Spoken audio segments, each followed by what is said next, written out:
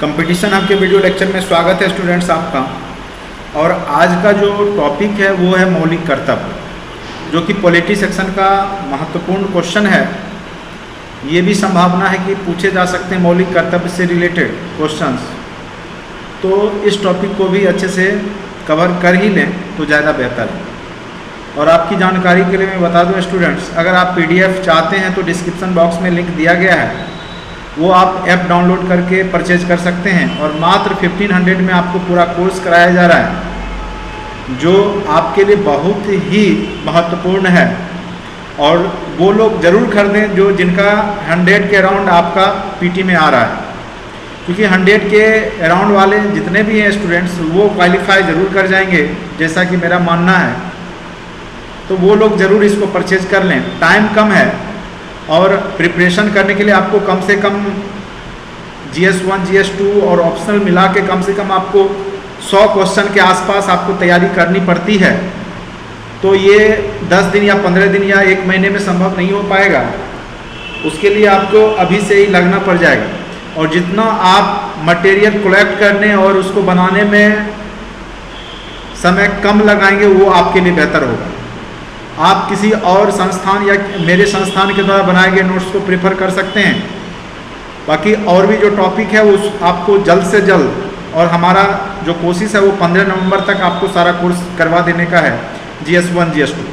और कई लोग ऑप्शनल वाले भी कॉल किए थे कि सर हिस्ट्री ऑप्शनल के लिए सर वीडियो बनाइए। आप घबराएं नहीं, हिस्ट्री ऑप्शनल वाले का भी कोर्स जो है 15 दिसंबर से पहले मैं कंप्लीट कर दूंगा। तो स्टेप बाय स्टेप अभी काम हो रहा है। पहले GS1 GS2 के सारे टॉपिक कवर हो जाएं। और हिस्ट्री ज़्यादा क्वेश्चंस रहते नहीं हैं, जो 4 सेक्शन हैं, एनिशिएंट, मिडिवल, मॉडर्न और वर्ल्ड, चारों के 5-5 क्वेश्चन में करवाऊंगा। तो यानी 20 क्वेश्चन अगर मैं करवा देता हूं तो आपके 6 क्वेश्चन आराम से उससे पूछे जाएंगे। तो भरोसा रखें, आप उसको भी परचेज कर सकते हैं। और मात्र 1500 पे सारा कोर्स करवाया जाएगा। इसलिए ऑप्शनल जिनका भी हिस्ट्री है वो टेंशन ना लें, मैं आपको पूरा सिलेबस अच्छे से नोट्स दे करके करवा दूंगा, या आप मेंस राइटिंग में कहीं आपको दिक्कत होने वाला नहीं है। तत्काल जो वीडियो है उसको देखें, और सारा वीडियो आपके जो है 15 दिसंबर से पहले आपको मिल जाएगा। फिर भी आपके पास 15 दिन टाइम मिलेगा कि आप उसको रिवीजन कर लेंगे, और जितना हो सके उसको लिखने का प्रयास कीजिए। चलिए, आज का जो टॉपिक है वो बहुत छोटा सा टॉपिक है, मौलिक कर्तव्य। और आपको पता ही है इसमें कुछ समझने का कोई चीज़ है नहीं, बस थोड़ा सा कैसे लिखा जाएगा उसको आप समझ लीजिए। मौलिक कर्तव्य भारतीय संविधान में, जैसे भूमिका में क्या लिखेंगे, भारतीय संविधान में मूल अधिकारों के साथ साथ मूल कर्तव्यों को भी स्थान दिया गया है। जैसे अगर आप सिंपल सा एग्जाम्पल देखिए, जैसे आपके माता पिता के संपत्ति में आपको अधिकार होता है, तो लेकिन आपका मौलिक कर्तव्य भी बनता है कि आप माता पिता की सेवा कीजिए। तो उसी प्रकार से अगर अधिकार विहीन कर्तव्य निरर्थक हो जाता है। अगर आपको कोई अधिकार नहीं है और केवल कर्तव्य है तो वो क्या है, निरर्थक है। और कर्तव्य विहीन अधिकार भी क्या है, निरंकुशता पैदा करता है। अगर आपका कुछ भी कर्तव्य नहीं है, दायित्व नहीं है, और आपको अधिकार दिए जा रहे हैं, तो वो भी आपके अंदर क्या करेंगे, निरंकुशता को पैदा करते हैं। इसीलिए आप कह सकते हैं कि अधिकार और कर्तव्य क्या है, एक दूसरे के पूरक हैं। ठीक है, कर्तव्य और अधिकार क्या है, एक दूसरे के पूरक है। ठीक है, कर्तव्य है, ठीक है, तो आपको अधिकार चाहिए। अगर आपको अधिकार मिला है तो आपका कुछ कर्तव्य बनता है। तो इस तरीका से आप यहाँ पे ड्रॉ कर सकते हैं। भारतीय संविधान निर्माण के समय मूल कर्तव्य शामिल नहीं था। सबसे बड़ी बात क्या है कि जब हमारे संविधान निर्माताओं ने संविधान बनाया था तो उस समय मौलिक कर्तव्य की व्याख्या नहीं की थी। लेकिन आगे चल कर के आप देखेंगे इंदिरा गांधी के समय में, चूंकि देश में बहुत ही उठापटक की स्थिति आई थी, आपातकाल से भी देश जूझ रहा था, तो उस समय देश में लोगों के एक कर्तव्य की बात की गई और उसके लिए एक समिति बनाई गई। और किसकी अध्यक्षता में, तो स्वर्ण सिंह की अध्यक्षता में। और उसमें अनुशंसा किया गया और उसके तहत 42वां संविधान संशोधन हुआ 1976 में। और उसमें संविधान के भाग 4 में एक और पाठ जोड़ दिया गया, भाग 4 को। और उसमें अनुच्छेद 51 में 51 को जोड़ दिया गया। क्योंकि आपने पढ़ा होगा DPSP का पाठ है 51 को में, फिर क्या हो गया, यहाँ पे मौलिक कर्तव्य को जोड़ दिया गया।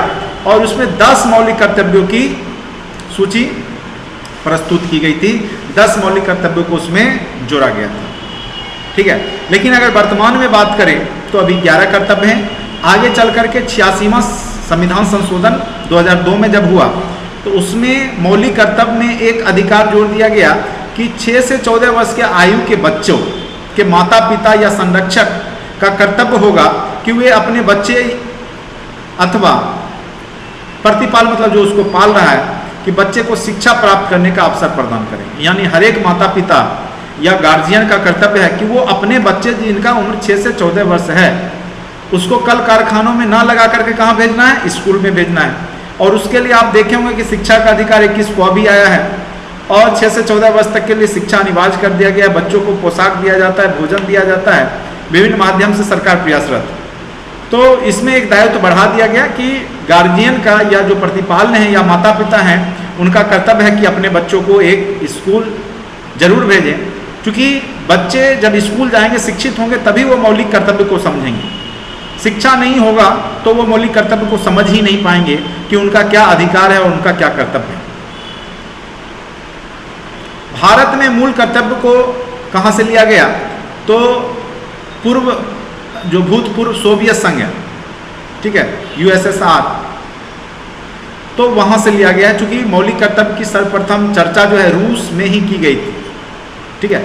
तो ये रूस के संविधान से ही मौलिक कर्तव्य लिया गया है, सोवियत संघ रूस से। अब कर्तव्य क्या 11 का चर्चा किया गया, ये आप लोग देख लेंगे नोट्स में अच्छे से। संविधान का क्या करना है, पालन करना है, उसके आदर्श और संस्था जो भी आदर्श हैं, जो भी महापुरुष हैं, महात्मा गांधी, जवाहरलाल नेहरू, सुभाष चंद्र बोस, चंद्रशेखर आजाद, जितना भी आप नाम ले सकते हैं, उनके आदर्श, संस्था, राष्ट्रीय ध्वज तिरंगा जो है उसका और राष्ट्रगान जैसे जनगण मन है उसका आदर करें, उसको अपमान ना करें, ठीक है। राष्ट्रीय ध्वज कहीं पे फहरा रहा है तो खड़े हो जाएं वहाँ पर और शांति से आप सलामी दे सकते हैं। तो इस तरीक़ा से राष्ट्रगान भी गा सकते हैं। ये आपका कर्तव्य बनता है कि आप अपने उच्च आदर्श जो भी हैं, जो भी संस्थाएं हैं, वो क्या करें कि जो भी संस्थानों का भी आपको आदर करना है। स्वतंत्रता के लिए हमारे राष्ट्रीय आंदोलन में प्रेरित करने वाले उच्च आदर्श वही होंगे, महापुरुष को हृदय में रखें, उनके बारे में गलत शब्द का प्रयोग ना करें।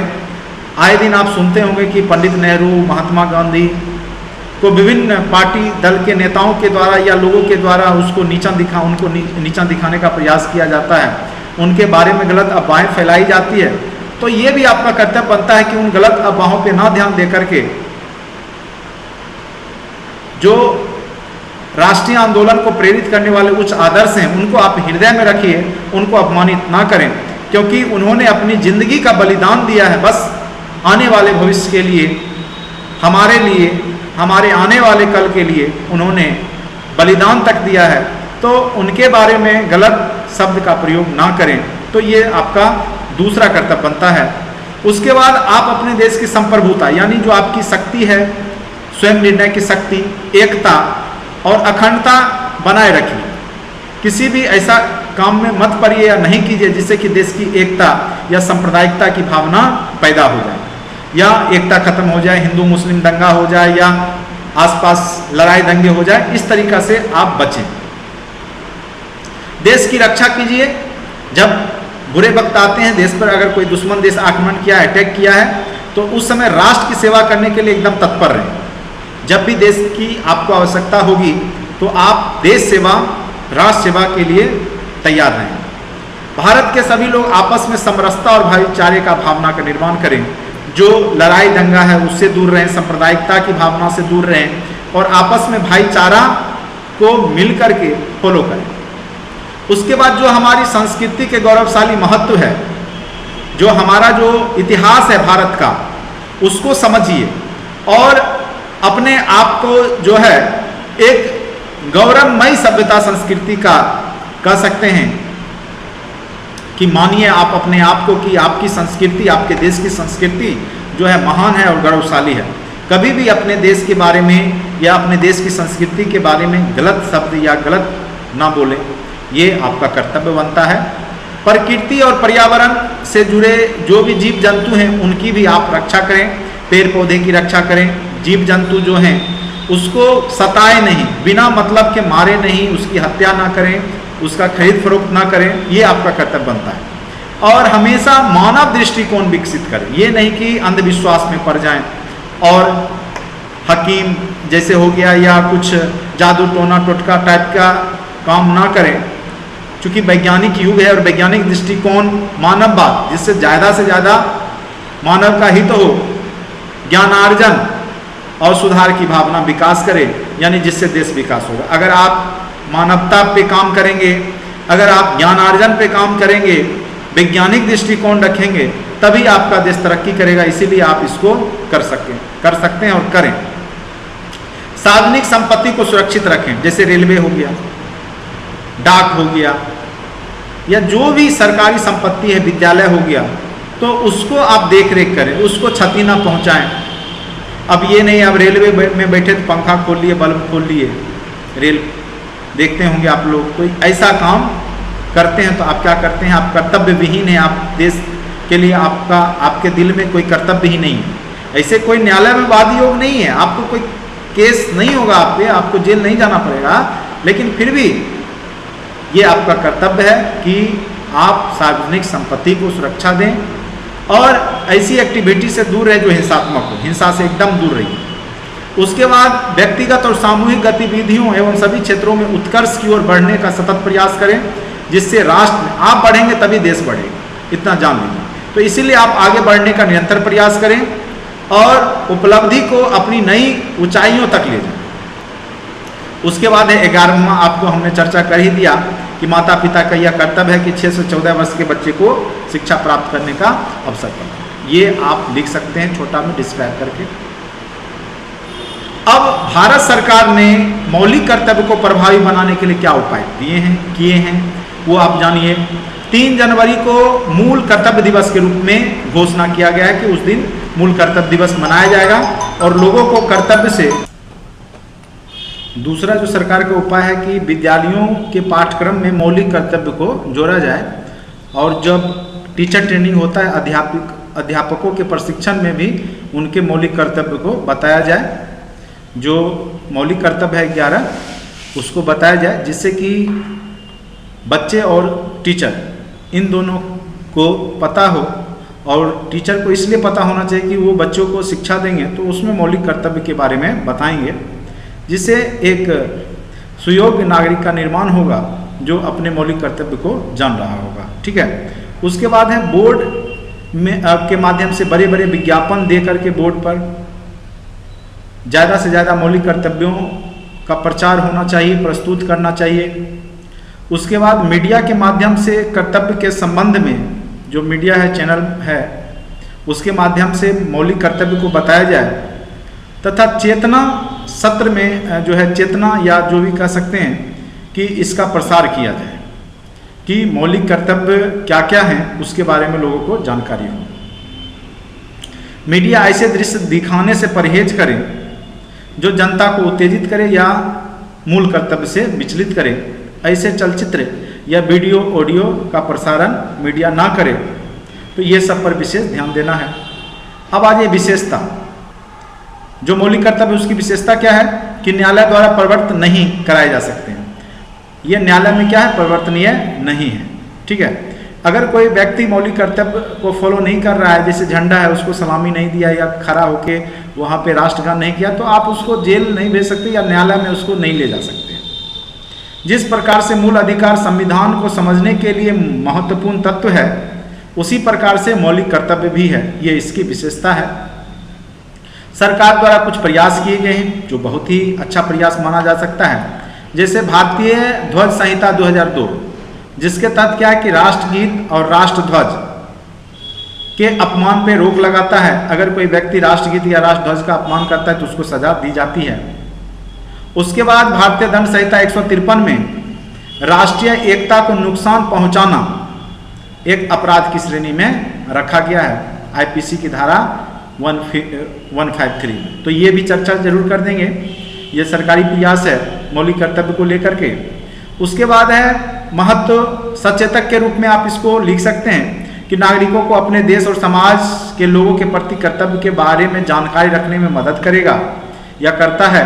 नागरिकों के अनुशासन तथा प्रतिबद्धता के भाव को जागृत करता है, राष्ट्र प्रेम, त्याग, सेवा एवं बलिदान की भावना पैदा करता है।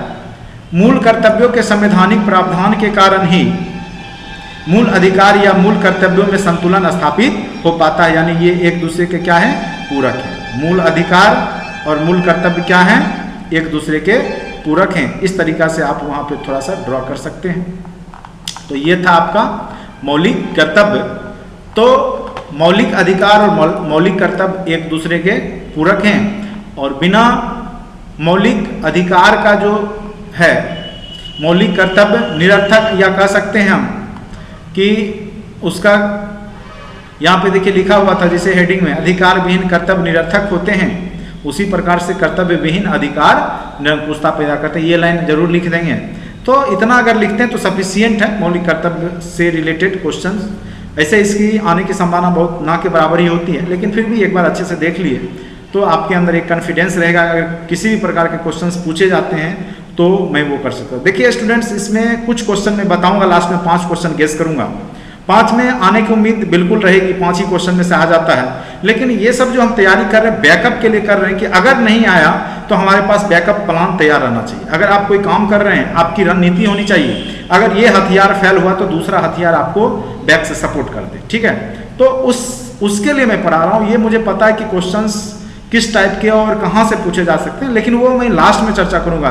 अगर मैं अभी बता देता हूँ कि ये क्वेश्चन आने की संभावना और यही आएगा तो आप उस पर ध्यान नहीं देंगे। इसीलिए आप पहले पढ़ें, पहले नॉलेज लें, क्योंकि अगर हो सकता है यहाँ पे आपके मेंस में नहीं पूछा, हो सकता है ये क्वेश्चन इंटरव्यू में पूछे जा सकते हैं, और इंटरव्यू के भी मार्क्स आप में काउंट होता है। इसीलिए आपको हर एक चीज पढ़ करके जाना है। कोई जरूरी नहीं है कि अगर आपके मेंस में नहीं आया तो ये इंटरव्यू में नहीं हो सकता है। इंटरव्यू में डायरेक्ट यहीं से क्वेश्चन पूछा जाए, मौलिक कर्तव्य कितने हैं, क्या है, नहीं है, पूछ देंगे।